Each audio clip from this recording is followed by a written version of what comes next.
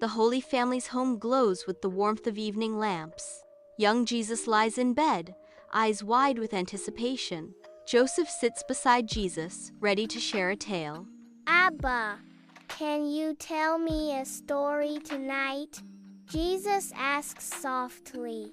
Mary quietly tidies up her presents, a gentle reassurance. Joseph's eyes sparkle with affection as he gazes at Jesus. Of course, my little one.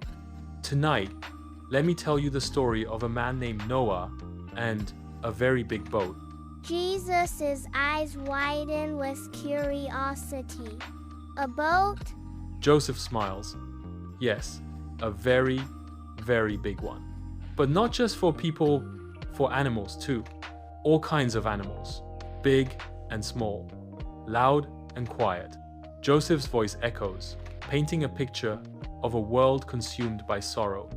Long, long ago, the world had grown full of sadness. He laments the loss of love and faith. People had forgotten how to love, how to listen to God.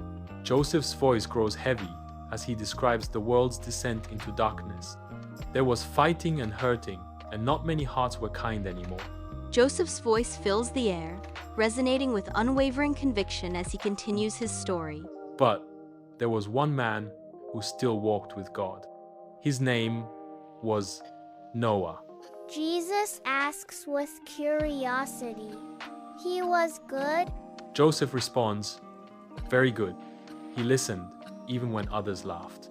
And one day, God spoke to Noah and said, build an ark, a giant boat. I am going to send rain to wash the world clean.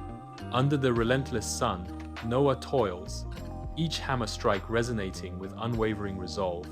Amidst the rhythmic clang of labor, mocking laughter echoes through the air. Joseph's voice rises above the din. It had never rained like that before. People didn't get it, but Noah didn't argue. He obeyed. Hammer after hammer, plank after plank, he built that boat. Joseph speaks of a miraculous journey. Animals began coming to the ark, 2 by 2. Tall giraffes, hopping kangaroos, fluttering doves. God sent them, and Noah welcomed them all. Creatures great and small march peacefully toward the ark. A sense of harmony fills the air as lions, birds, elephants, and rabbits converge. Moonlight fills the room as Joseph begins his tale, his voice soft and inviting. Jesus listens, his eyes reflecting the wonder of the story. Even little mice? Jesus asks, his curiosity piqued. Yes, even tiny mice. Every creature had a place in God's plan. Joseph continues, his voice painting vivid images. Then Noah and his family entered the ark. The doors were closed, and the rain began to fall. Rain begins, gently kissing the ark, a promise of the storm to come.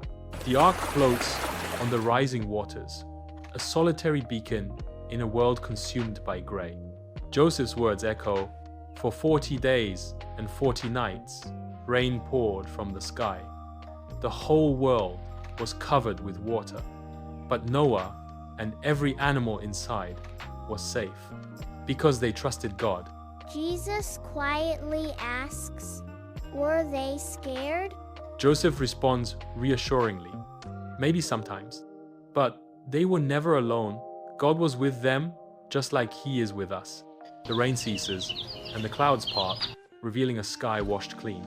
A dove soars into the sky, carrying a small olive branch in its beak. The dove circles the ark once before flying off into the distance. Joseph's voice echoes. At last, the rain stopped. The clouds parted.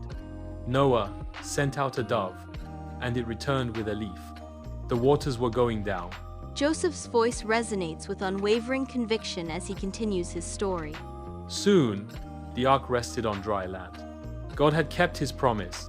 A vibrant rainbow stretches across the sky, painting the clouds with an array of colors. Animals emerge from the ark, their movements filled with joy and relief. Joseph watches the rainbow, whispering, and then something beautiful. A rainbow filled the sky. God said, "This is my promise. I will never flood the earth like this again." The rainbow was a sign of hope and love. Jesus smiles gently, radiating pure joy. Abba, I love rainbows. Joseph responds warmly, "Me too." And every time we see one, we can remember God always keeps his promises. In the softly lit room, Joseph gently tucks Jesus into bed, enveloping him in a blanket of warmth and care.